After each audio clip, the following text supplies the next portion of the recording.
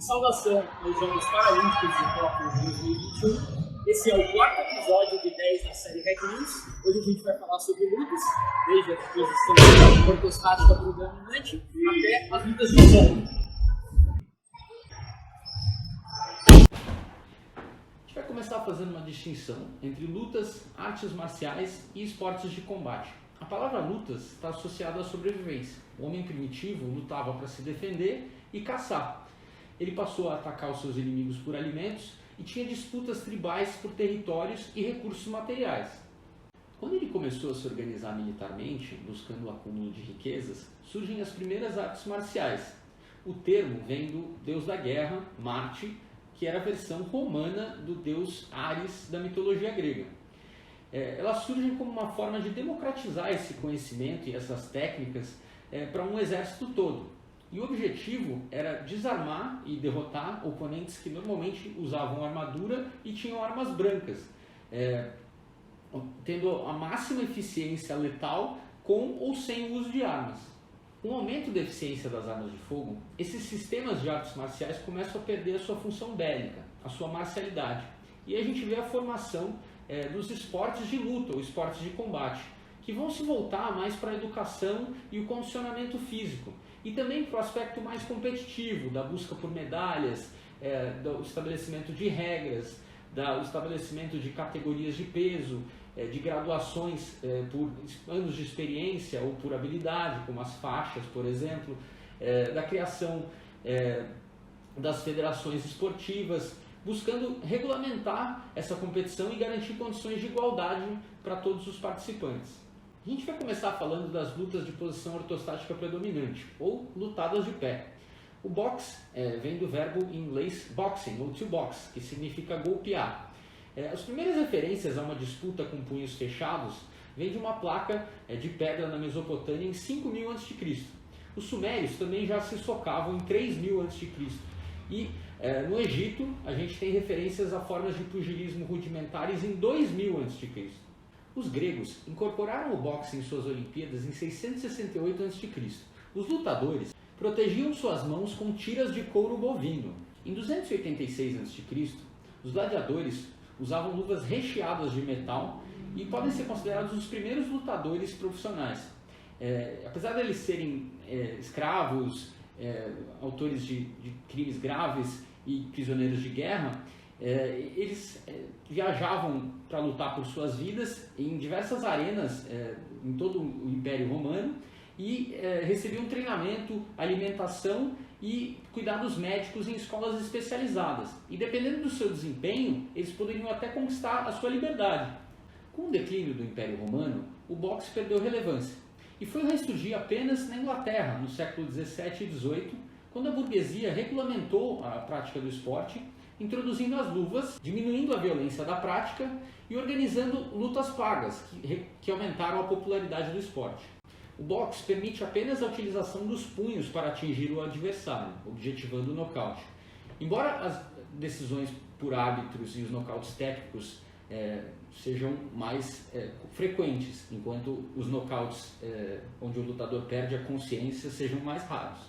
O boxe foi admitido como esporte em demonstração nas Olimpíadas de St. Louis, nos Estados Unidos, em 1904, e depois como esporte olímpico em 1908. Apesar da IBA, que foi criada em 1946, ter sido banida dos Jogos Olímpicos de Tóquio em 2021, devido a problemas de governança e financeiros, ele segue no cronograma até hoje.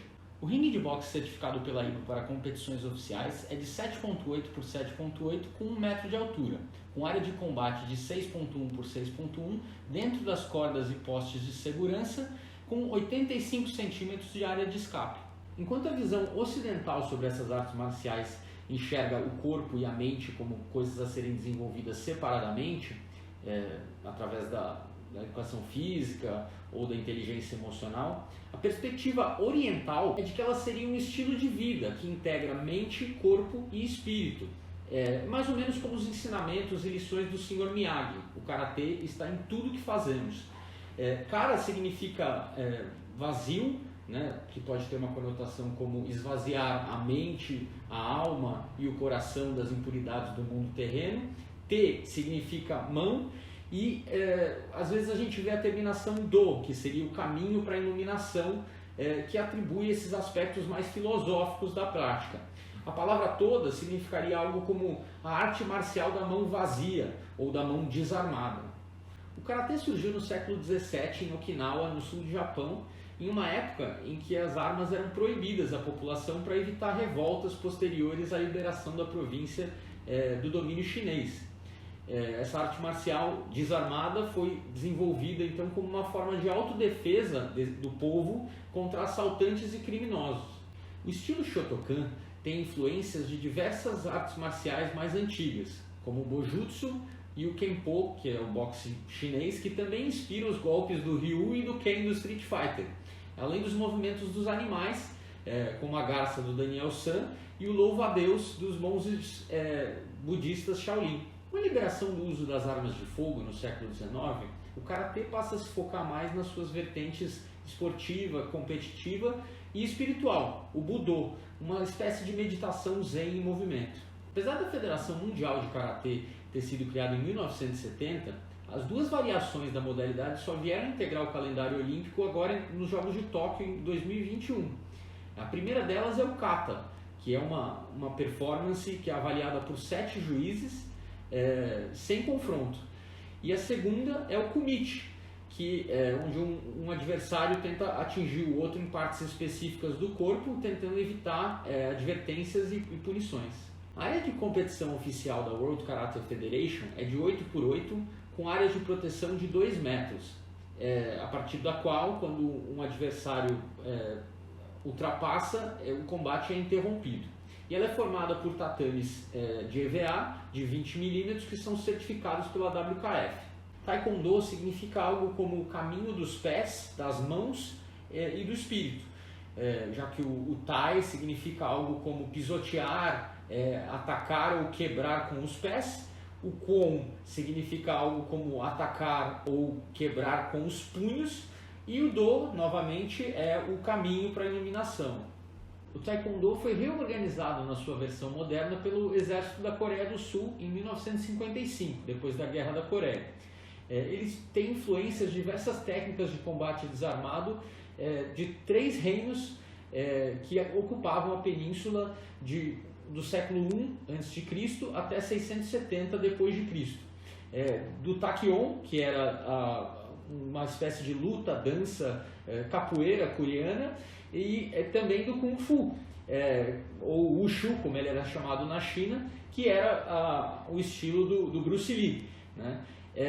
E também de artes marciais japonesas, como o Karatê, que durante a sua invasão entre 1910 e 1945, quando acabou a Segunda Guerra Mundial. O objetivo do Taekwondo é usar mãos, pés, punhos, joelhos e cotovelos para de pé e em saltos, atingir o adversário com socos e chutes nos protetores de torso e cabeça, visando marcar pontos e evitar penalidades. A Federação Mundial de Taekwondo, ou WTF, foi criada em 1973, mas passou por um rebranding e se tornou World Taekwondo em 2017 para evitar conotações negativas. O esporte se tornou demonstração nos Jogos de Seul em 1988 e foi se tornar um esporte olímpico em Sydney no ano de 2000.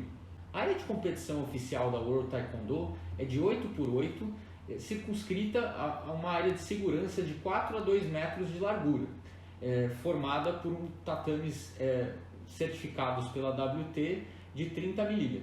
Levando a discussão para as modalidades de solo, o grappling ou agarramento era uma das técnicas de combate mais antigas do mundo.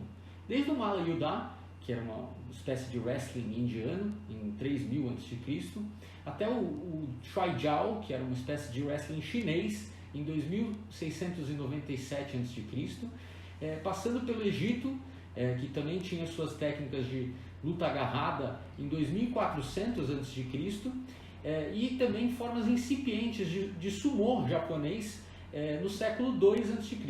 Na Grécia Antiga, em 708 a.C., a luta olímpica se chamava pancraço.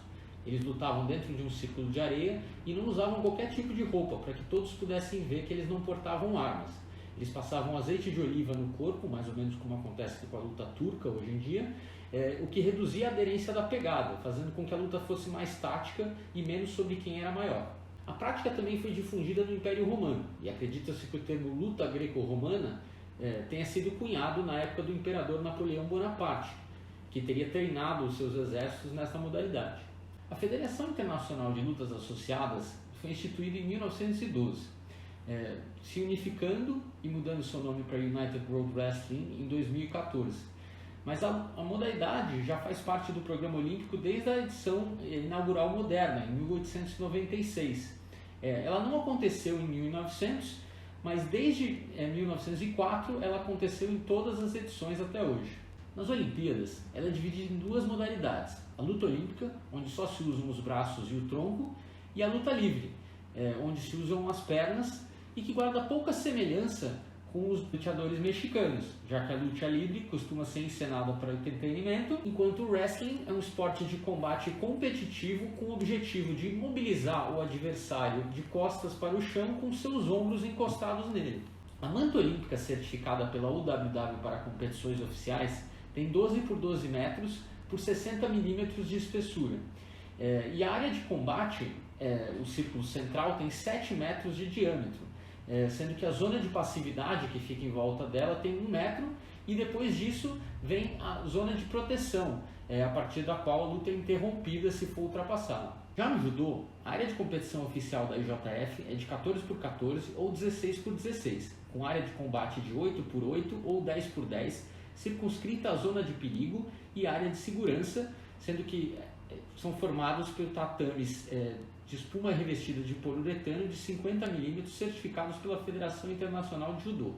E para encerrar o episódio com chave de ouro, a gente vai falar com uma verdadeira lenda do judô brasileiro e mundial, onde ele conta um pouquinho para a gente não só sobre a história do judô, mas também do jiu-jitsu brasileiro, que depois veio a dar origem ao Mixed Martial Arts, ou MMA. Vem comigo. Estou aqui com o Aurélio Miguel, primeiro campeão olímpico brasileiro, em Seul, em 1988, e também medalhista de bronze em Atlanta, em 1996. Ninguém melhor que ele para contar um pouquinho sobre o judô e sobre a história do judô, como surgiu, o caminho suave. Não só o judô, diversas artes marciais japonesas surgiram na era Meiji, no final da era Meiji, quando foi proibido as armas brancas, pelos samurais, pelos ninjas, somente samurais e tal. Então o esporte começou a crescer, Então começou a surgir vários esportes: o karatê, o aikido, o judô, E o judô foi criado em 1882. O professor Jigoro Kano pegou diversas técnicas das diversas lutas que tinham na época, os samurais, do que tinha lá, criou mais diversas outras formas de golpe, através dos katas que ele criou, e começou a difundir o judô no Japão, depois do mundo, foi disseminando no mundo todo, com emissários japoneses para todo mundo, E o principal aspecto do judô é o domínio, Judô, em japonês, significa caminho suave, Você sempre está usando a força independente em benefício da própria técnica. Então, se o adversário me empurra, eu aproveito essa força e projeto ele para frente. Se ele me puxa, eu vou junto com ele. Então, é a máxima eficiência com o mínimo emprego de força, Então, tem a técnica. Mas o mais importante do judô é o aspecto educacional, os fundamentos do judô. E isso fez com que o judô ficasse muito forte no Japão e em todo o mundo, Porque não é uma luta por luta, É toda uma filosofia, os fundamentos, formar os homens, as pessoas. Então isso que fortaleceu muito o judô no Japão e em todo o mundo, Hoje é praticado praticamente em todos os países do mundo, um dos esportes mais fortes do calendário olímpico. Foi introduzido pelo professor, quer dizer, ele acabou não assistindo isso. O professor Jigoro Kano lutou muito para que o judô entrasse nos Jogos Olímpicos, acabou entrando em 1964, mas ele já havia falecido. E a partir dessa entrada do judô nos Jogos Olímpicos, ele cresceu muito também, né? Mas sempre preservando o mais importante do judô, que é a parte educacional, a formação, as técnicas, a conduta dos judocas. Isso sempre que é o mais importante.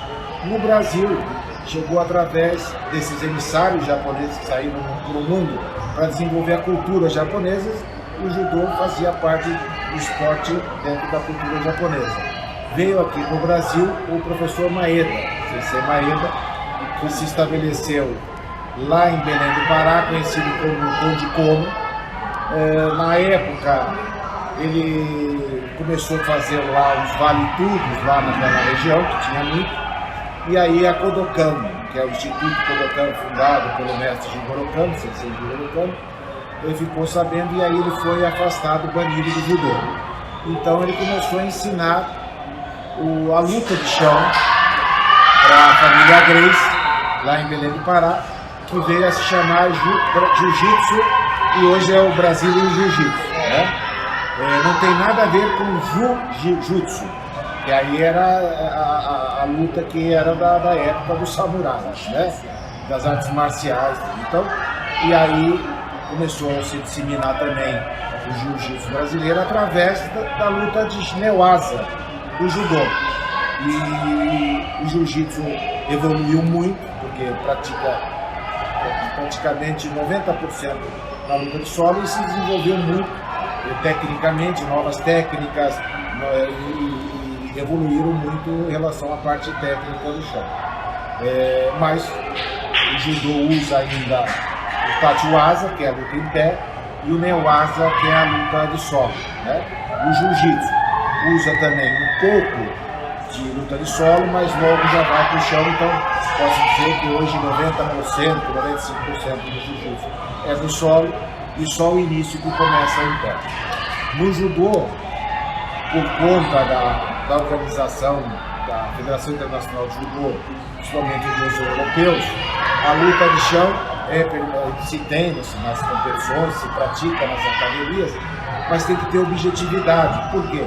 Para a televisão, quando ficava muito tempo no chão, então perdia um pouco o interesse. Então o judô se voltou um pouco a isso para ter dinâmica na luta. Então, em pé, vai para o chão, tem que ser dinâmico para finalizar. Estrangulamento, chave de braço ou então imobilização.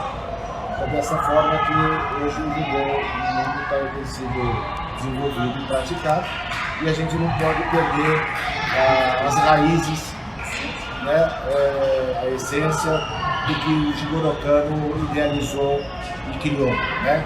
Que é a disciplina, o respeito, os fundamentos da modalidade, o desenvolvimento de si e de todos aqueles que estão ao seu redor, né? Coletividade é importante, no judô a gente tem muito isso, e a gente espera que essa evolução continue sempre sem fim. Eu queria agradecer muito a sua participação e no próximo episódio a gente vai falar sobre natação.